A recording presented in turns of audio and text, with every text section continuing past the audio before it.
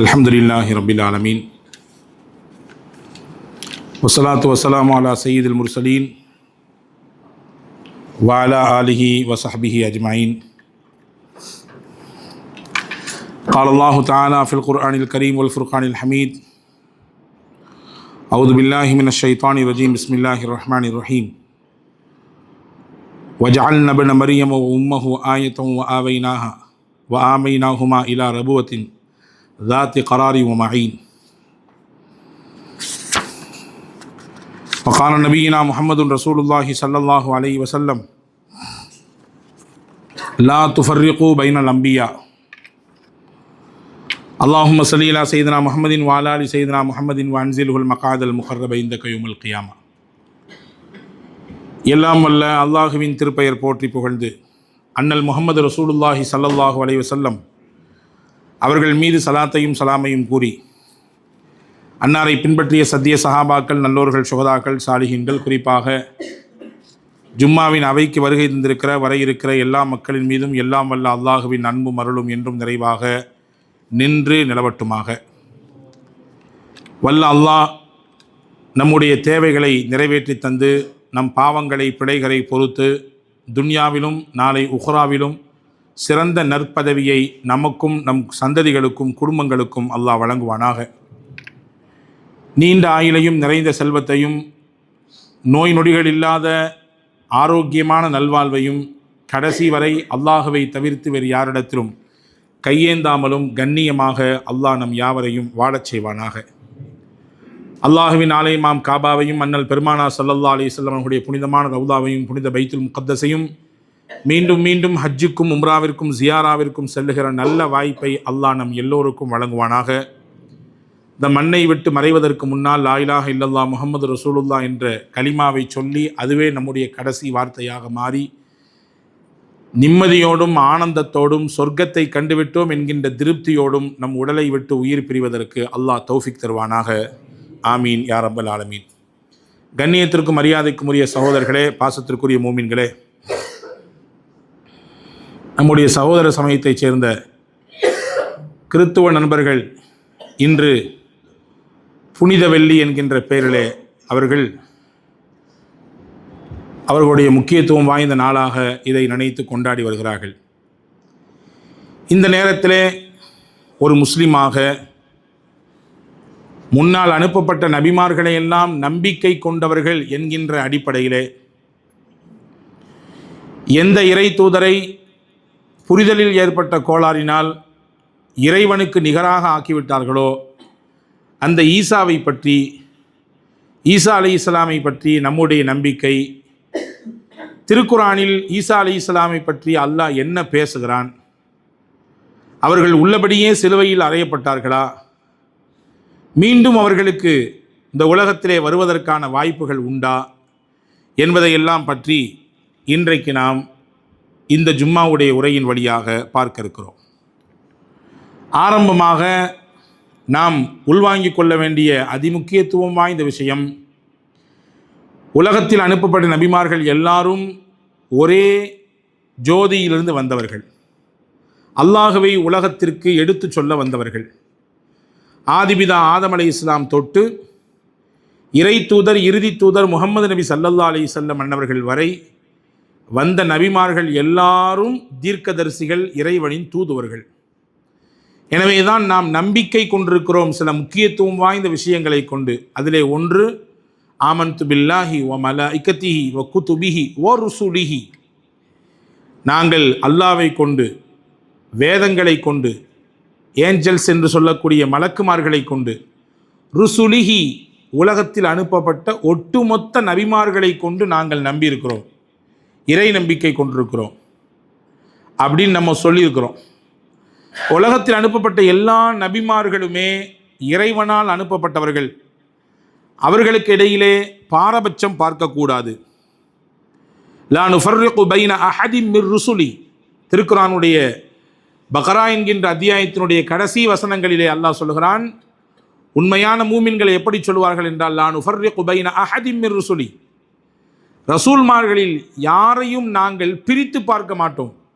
இவர் உயர்ந்தவர், இவர் தாழ்ந்தவர், இவர்தான் உசத்தி, இவர் கொஞ்சம் மதிப்பு குறைவானவர் என்ற பாகுபாடெல்லாம் நாங்கள் காட்ட மாட்டோம் என்று உண்மை மூமீன்கள் சொல்வார்கள் என்ற ஒரு செய்தியை அல்லாஹ் குர்ஆனிலே பதிவு செய்கிறான்.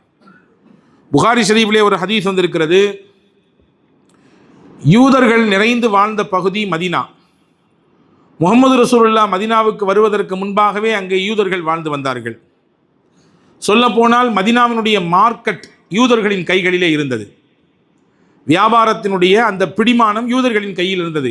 காலப்போக்கே அது மாறியது. முஸ்லிம்கள் வந்து அந்த மார்க்கெட்டை தங்கள் கைகளிலே வென்றெடுத்தார்கள். நேர்மையோடும் உண்மையோடும் விசுவாசத்தோடும் அவர்கள் தங்களிடத்திலே வியாபாரம் செய்ய வந்த மக்களை அணுகினார்கள். அதனால் குறுகிய காலத்திலேயே வளர்ச்சி கண்டார்கள்.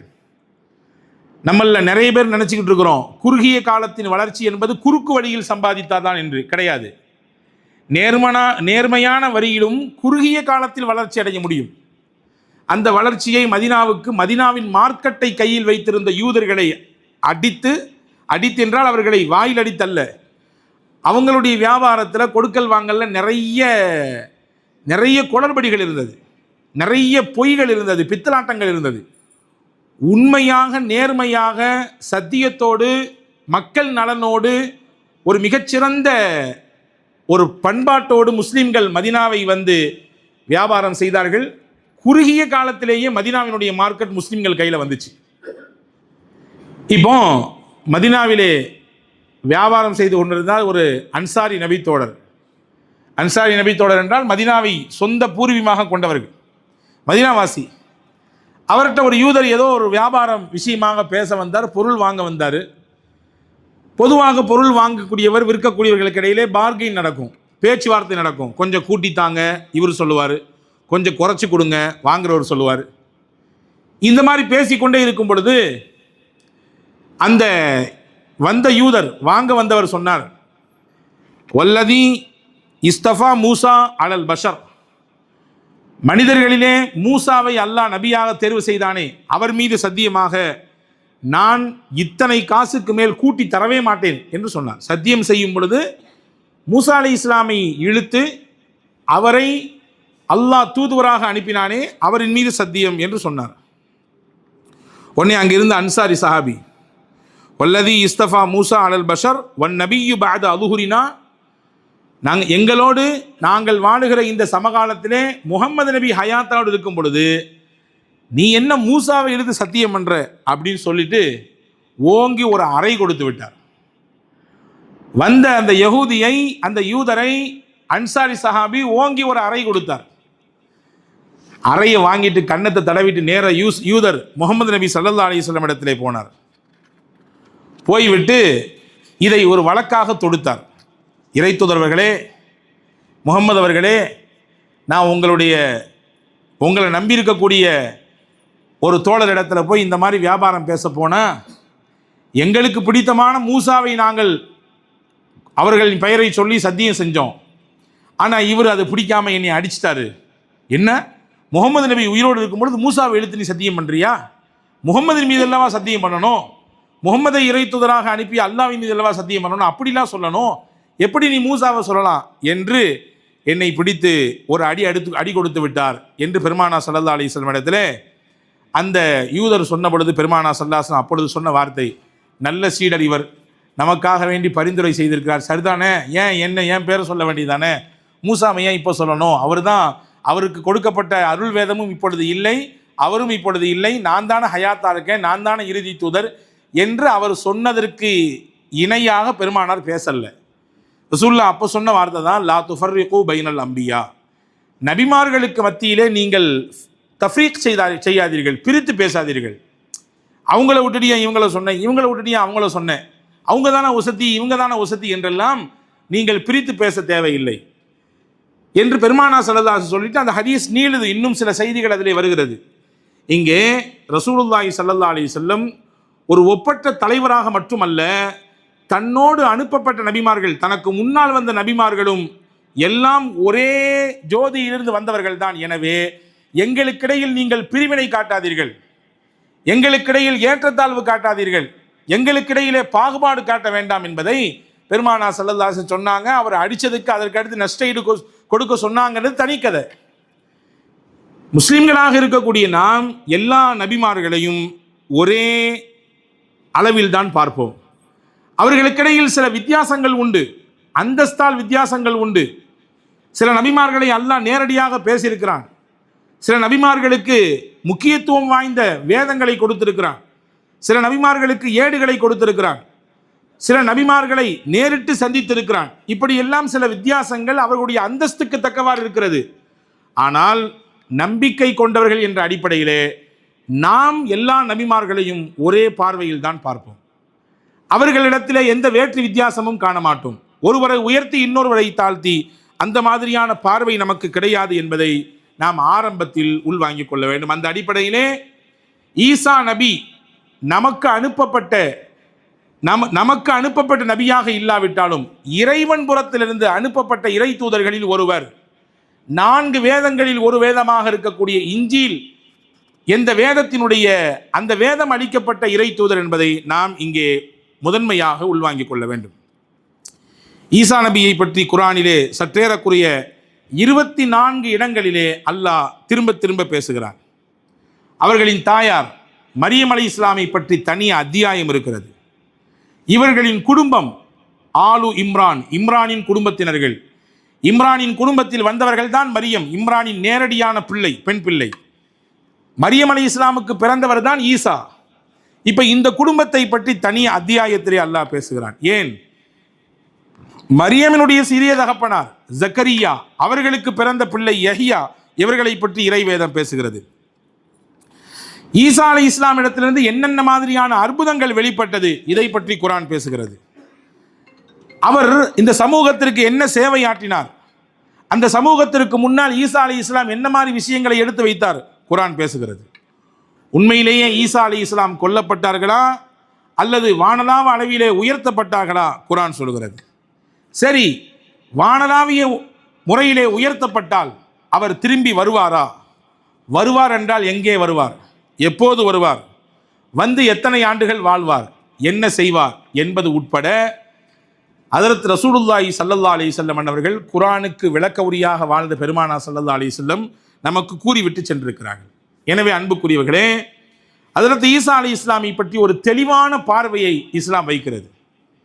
ஜீசஸ் என்றால் யார், ஈசா இயேசு கிறிஸ்து என்று சொல்லுகிறார்களே அவர்கள் என்றால் யார் என்பதை குறித்து குர்ஆனும் நபிகள் நாயகம் ஸல்லல்லாஹு அலைஹி வஸல்லம் அவர்களும் அழகான ஒரு பார்வையை நமக்கு முன்வைக்கிறார்கள். மரியம் அலைஹிஸ்ஸலாம் அற்புதத்தின் அலிகலன், அந்த பெண்மணி குத்ரத்தை இலாஹி என்று சொல்லக்கூடிய அல்லாஹ் தன்னுடைய வல்லமையை வெளிக்காட்டுவதற்கு தேர்ந்தெடுத்த ஒரு நபர் ஹஜ்ரத் மரியம் அலைஹிஸ்ஸலாம். உலகம் நம்புகிறது, நினைத்து கொண்டிருக்கிறோம், ஆணும் பெண்ணும் இணைய வேண்டும், அவர்களுக்கு இடையிலே உறவு ஏற்பட வேண்டும், அதற்கு பிறகு பெண்ணின் கருவறைக்குள்ளே அந்த கருமுட்டை செல்ல வேண்டும், அதற்கு பிறகு சில காலங்கள் அங்கே தங்க வேண்டும், பல பரிணாமங்கள் மாற்றமடைய வேண்டும், அதற்கு பிறகு குழந்தை வெளியே வர வேண்டும். இதுதான் உலகத்திலே அறிவியலும் மருத்துவமும் சொல்லுகிறது. ஆனால் இது எதுவும் இல்லாமல், ஆண் துணை இல்லாமல் ஒரு பெண்ணின் வயிற்றுக்குள்ளே அந்த கருவறைக்குள்ளே கருமுட்டையை கொண்டு செல்ல முடியும், அங்கே வைத்து அந்த குழந்தையை உருவாக்க முடியும். ஆண் துணை இல்லாமல் ஒரு பெண்ணால் குழந்தை பெற்றுக்கொள்ள முடியும், இறைவன் நாடினால் அதுவும் சாத்தியம் என்பதை நிரூபித்து காண்பித்த இடம்தான் மரியம் என்கின்ற பெண்மணி. மரியம் அலைஹிஸ்ஸலாம் அன்னவர்களுக்கு திருமணமாகவில்லை. பைத்துல் முகத்தஸில் வைத்து ஜக்கரியா அலைஹிஸ்ஸலாமினுடைய பராமரிப்பிலே வளர்க்கப்பட்டவர், உருவாக்கப்பட்டவர். ஹஜ்ரத் மரியம் அலைஹிஸ்ஸலாம் வளர்ந்து ஒரு குறிப்பிட்ட வயதை அடைந்ததற்கு பிறகு அல்லாஹ் விரும்பினான் இந்த பெண்ணிடத்திலிருந்து ஒரு அதிசயத்தை, ஆச்சரியத்தை, உலகத்தில் யாராலும் செய்து காட்ட முடியாத ஒரு விஷயத்தை செய்ய வேண்டும் என்று. அதுதான் இந்த பெண்ணுக்கு ஆண் துணையின்றி ஒரு குழந்தையை தர வேண்டும். ஜிப்ரீலை அனுப்பி வைத்தான். ஜிப்ரீல் அலைஹிஸ்ஸலாமை மரியம் அலைஹிஸ்ஸலாம் சந்தித்தார்கள். யார் நீங்க என்று ஹஜ்ரத் மரியம் விசாரிக்கிறார். இன்னமா அன ரசூலு ரப்பிக், உன் ரப்பிடத்திலிருந்து அனுப்பப்பட்ட தூதுவர் நான், எனவே பயப்பட வேண்டாம். லி அஹபலக்கி குலாமன் ஜக்கியா, ஒரு பரிசுத்தமான ஒரு குழந்தையை உங்களுக்கு தரத்தான் நான் வந்திருக்கிறேன். உங்கள் வயிற்றிலிருந்து ஒரு பரிசுத்தமான குழந்தை பிறக்கப் போகிறது, அது பற்றி உங்களுக்கு சொல்லிட்டு போகவும் அது உங்கள் வயிற்றிலே உருவாவதற்கான வழியை ஏற்படுத்தி தரவும் தான் என்னை அல்லாஹ் அனுப்பியிருக்கிறான். காலத் அன்னா யகூனு லி குலாமும் வலம் யம்சஸ்னி பஷருன் வலம் அகு பகியா, எனக்கு எப்படி குழந்தை உண்டாகும்? எந்த ஒரு ஆணும் என்னை தொட்டு கூட பார்த்ததில்லையே, என் பக்கம் நெருங்கியது கூட இல்லையே. உலகத்தின் இயல்பு ஆணும் பெண்ணும் இணைந்தால் தானே குழந்தை. யாரும் என் பக்கம் நெருங்க கூட இல்லையே, எனக்கு எப்படி குழந்தை கிடைக்கும்?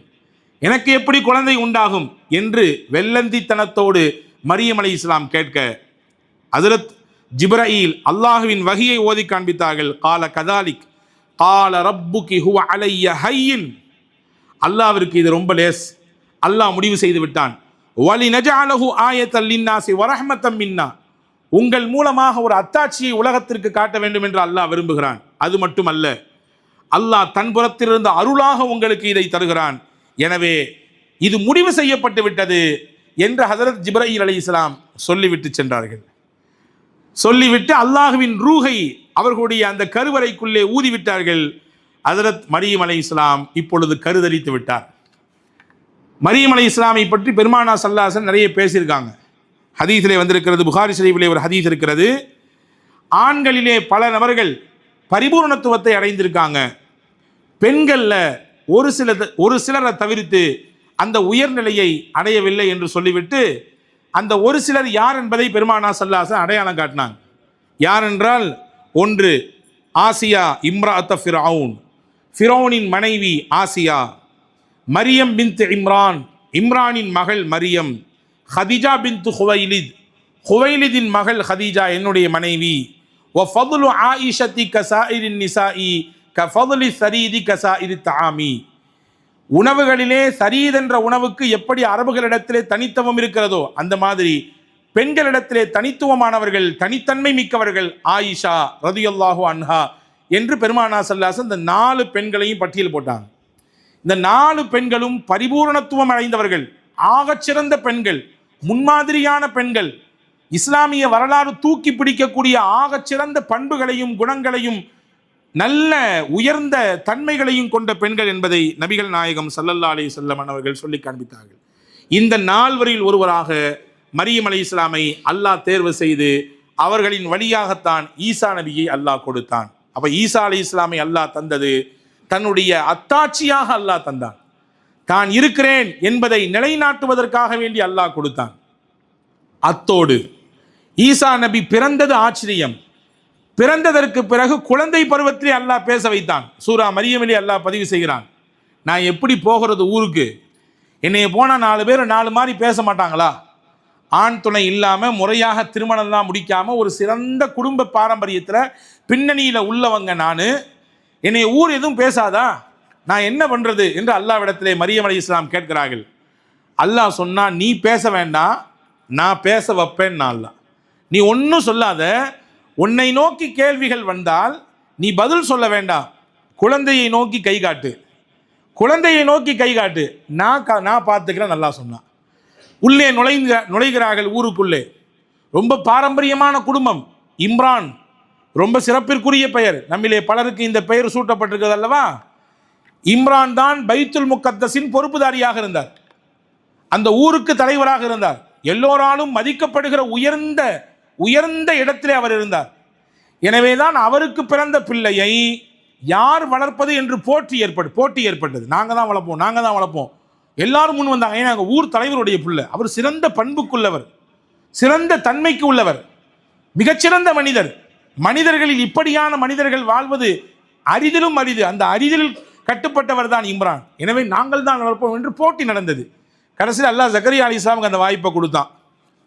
இப்போ இந்த இம்ரானின் பிள்ளை மரியம், அவங்க அம்மாவும் சாதாரண ஆள் கிடையாது, ஹன்னா அம்மா ரொம்ப சிறப்பிற்குரியவங்க. அவங்களுக்கு சொந்தக்காரங்களாக வரக்கூடிய ஜக்கரியா சிறப்பிற்குரியவர், அவரும் இறை தூதர்.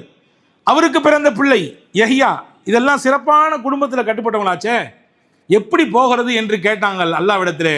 அல்லாஹ் சொன்னா, நீ பேசக்கூடாது, நீங்கள் பேசாதீங்க, பிள்ளையை கை காட்டுங்கன்னா. உள்ளே நுழைகிறார்கள். நுழைந்த உடனேயே கேட்டார்கள், யா உக்த ஹாரூன் மாக்கான அபூ கிம்ரா அசௌஇம் ஒமாக்கானத் உம்முக்கி பகியா, ஹாரூனின் சகோதரியே, ஹாரூன் என்பவரும் நபி, அவங்க சகோதரி நீங்க.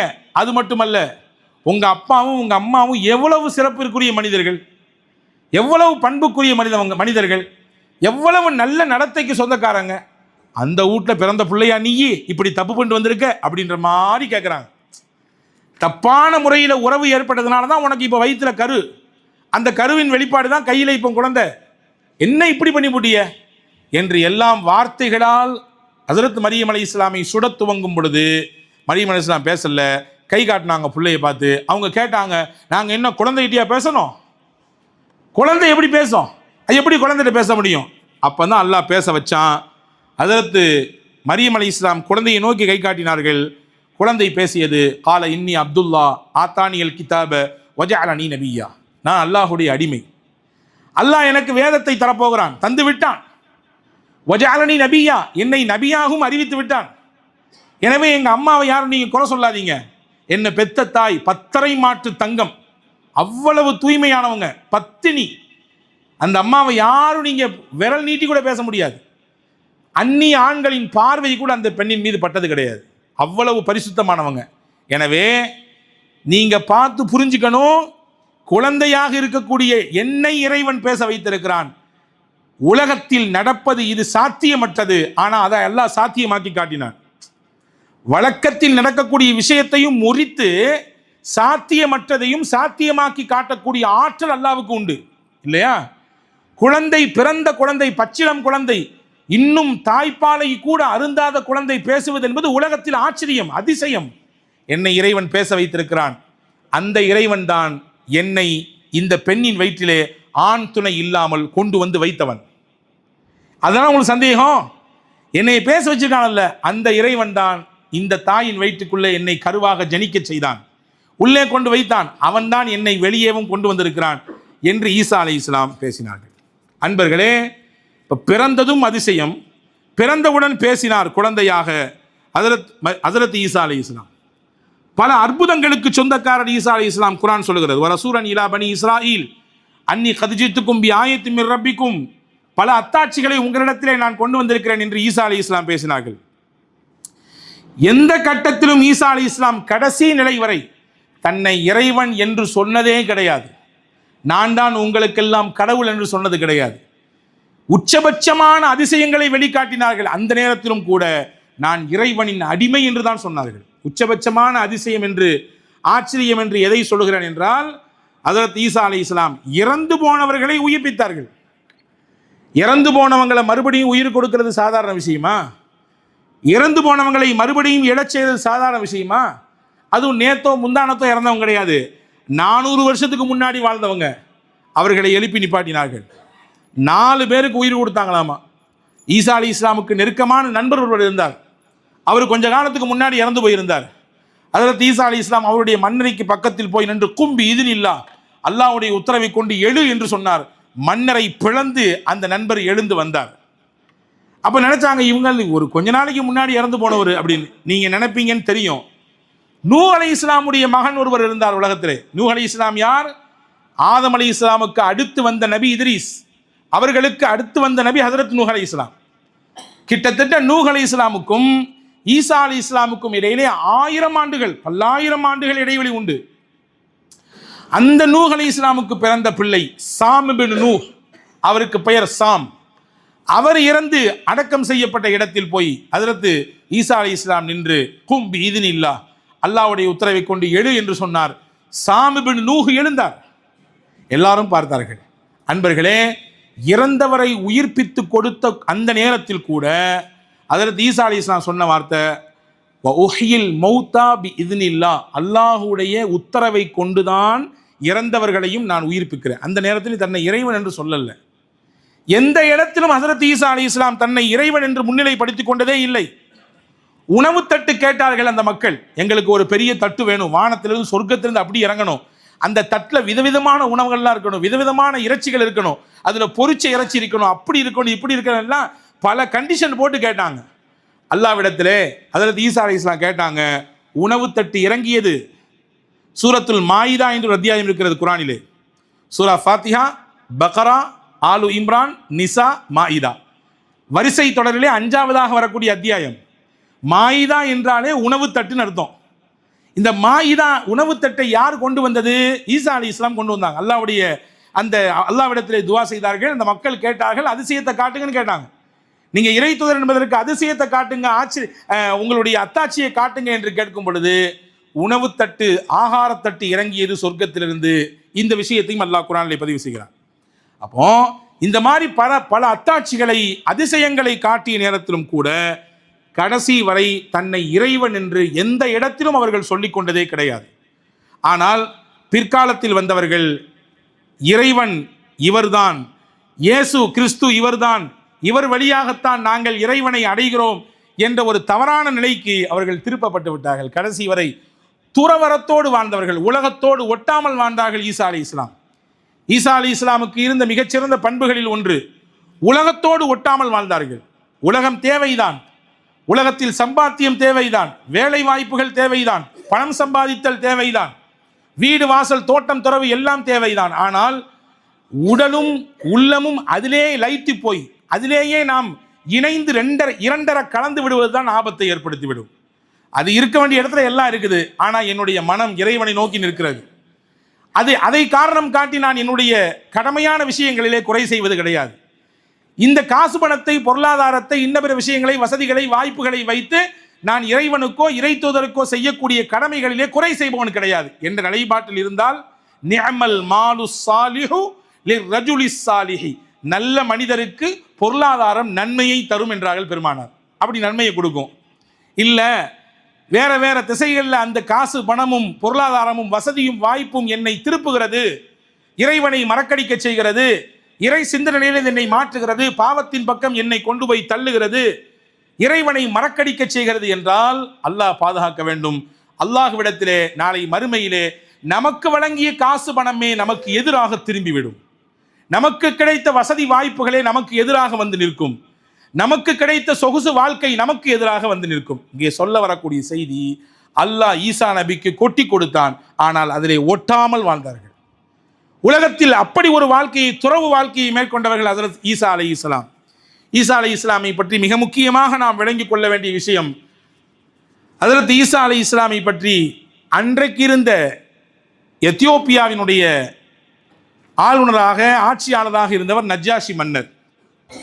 ரசூலுல்லாஹி ஸல்லல்லாஹு அலைஹி வஸல்லம் ஏற்றுக்கொண்டு சில சஹாபாக்கள் ஜாஃபர் பின் அபி தாலிப் ரலியல்லாஹுடைய தலைமையில் எத்தியோப்பியாவுக்கு ஹிஜ்ரத் போகிறாங்க. மக்காவில் அங்கே இருக்க முடியல, நெருக்கடி கொடுக்குறாங்கன்றதை கேள்விப்பட்டு ஹஜ்ரத் ரசூலுல்லாஹ் எத்தியோப்பியாவுக்கு அனுப்பி வைக்கிறாங்க.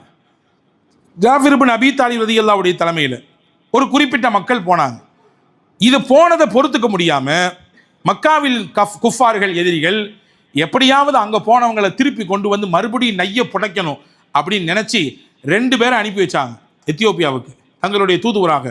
அதில் போனவர் ஒருத்தர் பேர் அம்ருல் ஆஸ் ரலியல்லாஹு அன்ஹு, இன்னொருத்தர் பேர் அப்துல்லாஹ் இப்னு அபி ரபியா. இந்த 2 பேரும் போய் நிறைய பரிசுகள்லாம் வாங்கி, கிஃப்ட்டுகள்லாம் வாங்கி அந்த மன்னருக்கு நெருக்கமான மந்திரி இடத்திலே கொடுத்து, எங்கள் ஆட்கள்லாம் அங்கேருந்து இங்கே வந்திருக்காங்க, எப்படியாவது பேசிக்கொண்டு அவங்கள எல்லாத்தையும் எங்கள் கையில் ஒப்படைச்சிருங்க, நாங்கள் கூட்டிகிட்டு போயிடுறோம், பெரிய படுகாலி பையங்க அவங்க எல்லாமே, உங்கள் ஊரை நாசப்படுத்திடுவாங்க, அப்படி இப்படி என்று 1க்கு 4ஆக 5ஆக சேர்த்து வைத்து சொல்லி அவர்களை கொஞ்சம் உசுப்பேற்றி விட்டார்கள். இந்த மந்திரி போய் அரசரை சந்தித்து இந்த மாதிரி சொன்னார். அரசர் நியாயமான ஆள், அவர் சொன்னார், அவங்கள கூப்பிட்டு நான் பேசணும், பேசாமல் அனுப்ப முடியாது, சும்மா நான் அனுப்பிட முடியாது, நான் கூப்பிட்டு பேசணும்னாரு. அழைக்கப்பட்டார் ஜாஃபர் இப்னு அபி தாலிப் ரலியல்லாஹு அன்ஹு. இஸ்லாமிய வரலாற்றில் நடைபெற்ற முதல் ஹுத்பா, முதல் பேருரை, ஜாஃபர் இப்னு அபி தாலிப் ரலியல்லாஹு பேசிய பேச்சு இன்னைக்கு வரை அது ஒரு ஹைலைட்டான பேச்சு. ஒரு மாற்று மதத்தை அல்லது மாற்று கொள்கையை பின்பற்றக்கூடியவர்களுக்கு முன்னால் நின்று எப்படி உரையாற்ற வேண்டும் என்கின்ற முறையை, எவ்வளவு துணிச்சலோடு நாம் உண்மையை உறக்கச் சொல்ல வேண்டும் என்கின்ற ஒரு நிலையை நமக்கு கற்றுத்தந்தது ஜாஃபர் இப்னு அபி தாலிப் ரலியல்லாஹுடைய உரை. எழுந்து பேசினாங்க. முஸ்னத் அஹமதுல இந்த ஹதீஸ் வந்திருக்கிறது. அபூபக்கர் இப்னு அப்துர் ரஹ்மான் ரலியல்லாஹு அன்ஹு இந்த ஹதீஸ் அறிவிக்கிறாங்க. எழுந்து சொன்னார்கள், யா ஐயுகல் மலிக், அரசரே, நாங்கள் எல்லாம் இணை வைப்பின் காலத்திலே வாழ்ந்து வந்தோம். இணை வைக்கக்கூடிய பழக்கம் எங்கள்கிட்ட நிறைய இருந்துச்சு. சிலைகளை வணங்கினோம், செத்துப்போன உயிர்களை சாப்பிட்டு கொண்டிருந்தோம், பிராணிகளை. எங்களுக்கு பக்கத்தில் இருப்பவர்களுக்கு கூட தொந்தரவு கொடுத்தோம். பக்கத்தில் இருப்பவர்களை நிம்மதியாக வாழ விடுவதே கிடையாது. எப்பொழுதும் குடைச்சல் கொடுத்து கொண்டே இருப்போம். ஒனஸ்தஹில்லுல் மஹாரிம வத்தம, எங்களிடத்திலே தடுக்கப்பட்ட ஹராமான விஷயங்கள் எல்லாம் நாங்கள் ஹலாலாக்கணும். இரத்தங்களை சர்வசாதாரணமாக ஓட்டி வந்தோம்னா என்ன அர்த்தம்? எடுத்ததுக்கெல்லாம் அடி தடி வெட்டு குத்து. இதுதான் எங்களுடைய வாழ்க்கை. வன்மம், வெறுப்பு, கோபம், எங்கே திரும்பினாலும் சண்டை சச்சரவு. இப்படி வாழ்ந்த காலத்தில் தான் எங்களிடத்திலே ஒருவர் வந்தார். அவர் எங்களிலே ஒருவர், எங்கள் ஊரில் நாங்கள் பார்த்தவர். வந்து சொன்னார், நான் இறைவனின் தூதர், நான் இறைவனின் தூதர், ஏக இறைவன் அல்லாஹ் ஒருவன் இருக்கிறான், அதன் பக்கம் வாருங்கள் என்று எங்களை அழைத்தார். எங்களுக்கு தெரியும் அவர் நல்லவர், நாணயமானவர், உண்மையானவர், நம்பிக்கையாளர் என்று எங்களுக்கு தெரியும். ஏன்னா அவரை நாங்கள் கடந்த பல வருடங்களாக பார்த்து வர்றோம். அவர்கிட்ட ஒரு சின்ன தப்பு கூட நடந்ததில்லை. எனவே அவர் எங்களை கூப்பிட்டார். நாங்கள் ஏக இறைவனை வணங்க சென்றோம். சொந்தங்களை எல்லாம் சேர்ந்து வாழ வேண்டும் என்று எங்களுக்கு கற்றுக் கொடுத்தார். சுற்றி இருக்கக்கூடிய மக்களிடத்திலே அனுசரையோடு, அன்போடு, உறவோடு வாழ வேண்டும் என்று கற்றுக் கொடுத்தார். தொழ வேண்டும், நோன்பு வைக்க வேண்டும் என்று எங்களுக்கு கற்றுக் கொடுத்தார். நாங்கள் அவருக்கு பின்னாடி போக ஆரம்பிச்சிட்டோம். எனவே தான் அவருக்கு பின்னாடி நாங்கள் போயிட்டோன்றது பொறாமை ஏற்பட்டு, இந்த வந்திருக்காங்க பாருங்க, இவங்கெல்லாம் எங்கள் மேலே நல்லது நினச்சி வரல, எங்கள் மேலே ஏற்பட்ட பொறாமையில் வந்திருக்காங்க, பொங்கி வந்திருக்கிறாங்க. இவங்களோட எங்களை நீங்கள் அனுப்புனீங்கன்னா என்ன செய்வாங்க தெரியுமா? இது நாள் வரை நாங்கள் என்னென்ன பிரச்சனைலாம் சந்திச்சோமோ அதை விட பல பிரச்சனைகளை எங்களை சந்திக்க வைப்பாங்க. இப்படி சொன்னார். எடுத்து வச்ச உடனே அந்த நஜ்ஜாஷி மன்னர் கேட்டார், உங்களுக்கு இறை தூதர்னு ஒருத்தர் சொல்கிறீங்கல்ல, அவர் ஏதாவது சொல்லியிருக்காரா, கொஞ்சம் சொல்லுங்களேன்னு கேட்டார். உடனே தான் ஹதரத்து ஜாஃபர் பின் அபி தாலிப் ரலியல்லாஹு அன்ஹு மரியம் அத்தியாயத்தினுடைய முதல் சில வசனங்களை ஓதினார். ஓதின உடனே நஜ்ஜாஷி மன்னர் அப்படி கண்ணிலிருந்து தண்ணீர் விட்டு அழுதார். ஜக்கரியா அலி இஸ்லாமை பற்றி, மரியம் அலி இஸ்லாமை பற்றி, யஹ்யா நபியை பற்றி அல்லாஹ் அதில் அப்படியே துவங்குகிறான். ஈசா அலி இஸ்லாமுடைய குடும்பத்தை பற்றி தான் அல்லாஹ் பேசுகிறான். இந்த வசனங்களை எல்லாம் கேட்ட உடனே அப்படியே கண் கலங்கி தாடி நினைந்தது. வரலாறு வருகிறது, மொழிபெயர்ப்புக்கு நியமிக்கப்பட்டவர், அந்த மொழிபெயர்ப்பு செய்யக்கூடியவங்களும் அழுதாங்க, மன்னரும் அழுதார். எல்லாத்தையும் கேட்டு முடிச்சு சொன்னாராமா, இவங்களை உங்களோட அனுப்ப முடியாது, நீங்கள் கிளம்புங்க, பார்த்துக்கலாம் அப்படின்னு சொல்லிட்டாங்க. இவங்க 2 பேரும் வெளியே வரும்போது சொன்னாங்களா, நாளைக்கு நம்ம வருவோம், வந்து மறுபடியும் மன்னர்கிட்ட பேசுவோம். சரி சரி, இவங்க ஈசாவை பற்றி என்ன சொல்கிறாங்கன்னு நீங்கள் கேளுங்க. ஏன்னா நீங்கள் வந்து ஈசாவை பின்பற்றக்கூடிய மக்கள், ஈசாவை ஏற்றுக்கொண்டிருக்கக்கூடிய மக்கள், ஈசா அலி இஸ்லாமுக்கு வழங்கப்பட்ட அந்த தூதுத்துவத்தை பின்பற்றி கொண்டிருக்கிறீர்கள் உங்கள் பகுதியில். ஈசாவை பற்றி இவங்களுடைய கொள்கை என்ன, இவங்களுடைய அபிப்பிராயம் என்னன்றதை கேட்கலாம் நாளைக்கு அப்படின்னு சொல்லிட்டு போனாங்க. மறுநாளும் வந்தாங்க. வந்து மன்னரை மறுபடியும் சந்தித்து, நாங்கள் வந்திருக்கோம் மறுபடியும், நீங்கள் நேற்று சொன்னதெல்லாம் சரிதான், அந்த ஆட்களை கூப்பிட்டு ஜீசஸை பற்றி இவங்களுடைய கருத்து என்னன்னு கேளுங்க அப்படின்னு சொன்னாங்க. உடனே மன்னர் கேட்டார். கேட்டவுடன், மா தகூலூன ஃபீ ஈஸா இப்னு மரியம், ஈஸா இப்னு மரியமின் மகன் ஈசாவை பற்றி உங்களுக்கு உள்ள அபிப்பிராயம் என்ன என்று கேட்டார்கள். உடனே ஜாஃபர் பின் அபி தாலிப் ரலியல்லாஹு சொன்னாங்க, எங்களுக்கு அனுப்பப்பட்ட இறை தூதர் முகமது நபி ஸல்லல்லாஹு அலைஹி வஸல்லமுக்கு சொன்ன விஷயத்தை, சொல்லப்பட்ட விஷயத்தை உங்களுக்கு நாங்கள் சொல்லுகிறோம். ஹுவ அப்துல்லாஹி வ ரசூலுஹு வ ரூஹுஹு வ கலிமத்துஹு அல்காஹா இலா மரியம். ஈசா அவர் அல்லாஹ்வின் அடிமை, அல்லாஹ்வினால் அனுப்பப்பட்ட இறை தூதர், அல்லாஹ்வுடைய ரூஹு, அல்லாஹ்வுடைய ரூஹ் என்று அல்லாஹ் சொல்லு. இங்கே ஜாஃபர் பின் அபி தாலிப் ரலியல்லாஹு சொல்றதுக்கு காரணம் என்னன்னா, ஜிப்ரீல் மூலமாகத்தான் மரியம் அலி இஸ்லாமுடைய வயிற்றுக்குள்ளே கருவாக ஜனித்தார்கள் ஹஸரத் ஈசா அலி இஸ்லாம். ஜிப்ரீல் மூலமாக ஊதினார் என்றால் அல்லாஹ் தான் ஊதினார், அல்லாஹ் தான் ஊதினார், அல்லாஹ்வுடைய ரூஹ். எனவே தான் ரூஹுல்லாஹ் என்று ஹஸரத் ஈசா அலி இஸ்லாமுக்கு சொல்லப்படும். அதே மாதிரி வக்கலிமத்து, அல்லாஹ்வுடைய வார்த்தை. அல்லாஹ்வுடைய வார்த்தை என்றால் இந்த ரூஹ் ஊதப்பட்டவுடன் அல்லாஹ் சொன்னான், குன் என்று சொன்னான், ஆகுக என்றான். உள்ளே போன அந்த காத்து உயிராக மாறியது. மரியம் அலி இஸ்லாமுடைய வயிற்றுக்குள்ளே, கருவுக்குள்ளே போன அந்த காற்று உயிராக மாறியது. அல்லாஹ்வின் வார்த்தையை கேட்டு அது உயிராக மாறியது. எனவே கலிமத்து, அல்லாஹ்வுடைய வார்த்தை அது என்று சொல்லி முடித்தார். சொல்லி முடிச்சோன்னு மறுபடியும் நஜ்ஜாஷி மன்னர் சொன்னார், சத்தியத்தை சொன்னீங்க, உண்மையை சொன்னீங்க. இதற்கு முன்னால் அனுப்பப்பட்ட எல்லா விஷயங்களும் எங்களுக்கு உள்ளபடியே இப்படித்தான் சொல்லுகிறது. இவர் கொண்டு வந்திருக்கக்கூடிய விஷயமும் ஈசா கொண்டு வந்த விஷயமும் ஒன்றுதான். எனவே நீங்கள் சுதந்திரமாக எங்களுடைய பூமியில் வாழலாம், உங்களுக்கு எந்த நிர்பந்தமும் கிடையாது என்று நஜ்ஜாஷி மன்னர் சொல்லி அனுப்பினார் என்ற வரலாற்றை பார்க்கிறோம். ஆக திருக்குர்ஆன் முழுவதும் நீங்கள் தேடி பார்த்தால் மரியம் அலைஹிஸ்ஸலாம் அன்னவர்களை பற்றியும் ஈசாவை பற்றியும் தெளிவான ஒரு விஷயத்தை நமக்கு மார்க்கம் எடுத்து வைக்கிறது. குறிப்பாக ஈசா அலைஹிஸ்ஸலாம் சிலுவையில் அறையப்படவில்லை. பின்ன யார் அறையப்பட்டா? அவருடைய தோற்றம் இன்னொருவருக்கு வழங்கப்பட்டது. அல்லாஹு தாலா ஈசா நபியை உயர்த்தி கொண்டான். பர் ரஃபஅஹுல்லாஹு இலை, அல்லாஹ் அவரை உயர்த்தி கொண்டான். அவருடைய தோற்றம் இன்னொருவருக்கு வழங்கப்பட்டது. அவரை கொண்டுதான் இழுத்து சென்று யூதர்களுடைய சதிவலை பின்னலிலே அங்கே இருந்த இறை மறுப்பாளரான ஒரு அரசன் ஈசா அலை இஸ்லாமுடைய தோற்றத்தில் இருந்த ஒரு மனிதரை தான் சிலுவையில் அடைத்து அறைந்து வைத்தார்கள். சரி, அடுத்து போனாங்கன்னா எங்க போனாங்க ஈசா நபி? திரும்ப வருவார்களா? ஆமாம், வருவார்கள். கியாமத்தின் நெருக்கத்திலே வருவார்கள். வந்து ஹஜ்ரத் ஈசா அலை இஸ்லாம் இங்கே திருமணம் முடிப்பார்கள். சில பல ஆண்டுகள் வாழ்வார்கள். குழந்தைகள் பெற்றுக்கொள்வார்கள். அவர்களுக்கு பிறகு, அவர்கள் வந்ததற்கு பிறகு அவர்களுக்கும் மரணம் என்று ஒன்று வரும். அவர்கள் மரணிக்கக்கூடிய நேரமும் அல்லாஹ் விதியாக்கி வைக்கப்பட்ட அந்த விஷயம் வரும். அவர்களும் இயற்கையாக மரணிப்பார்கள். ஈசா அலை இஸ்லாம் வருவார்கள் என்றும் எங்கே வந்து இறங்குவார்கள் என்றும் டமாஸ்கஸினுடைய தலைநகரில் இருக்கக்கூடிய ஒரு பிரம்மாண்டமான பள்ளிவாசல், அந்த பள்ளிவாசலின் வெள்ளை குப்பா மினராவிலே வந்து ஹஜ்ரத் ஈசா அலை இஸ்லாம் இறங்குவார்கள். அவர்களின் அடையாளங்கள் இன்ன தோற்றங்கள் இருக்கும், இன்னென்ன மாதிரியான அடையாளங்கள் வெளிப்படும் என்று முகமது நபி ஸல்லல்லாஹு அலைஹி வஸல்லம் ரொம்ப தெளிவாக சொல்லி வைத்திருக்கிறார்கள். ஆக இஸ்லாமிய பார்வையில் ஈசா நபி என்பவர்கள் இறைவனின் தூதர். இதை முதலில் நாம் உள்வாங்கிக் கொள்ள வேண்டும்.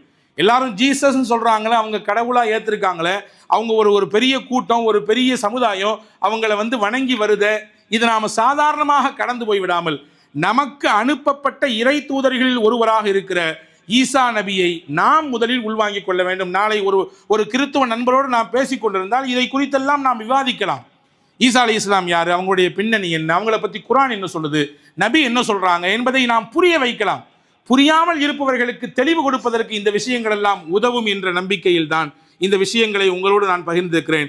எல்லாம் வல்ல அல்லாஹ் நபிமார்களின் சரிதையின் வழியாக குர்ஆனும் ஹதீஸும் நமக்கு எடுத்து சொல்லக்கூடிய அந்த விஷயங்களை நாம் உள்வாங்குவதோடு தெரிந்த விஷயங்களை பிறரோடு பகிர்வதற்கான நல்ல வாய்ப்பை உங்களுக்கும் எனக்கும் எல்லா மக்களுக்கும் அல்லாஹ் வழங்கட்டுமாக.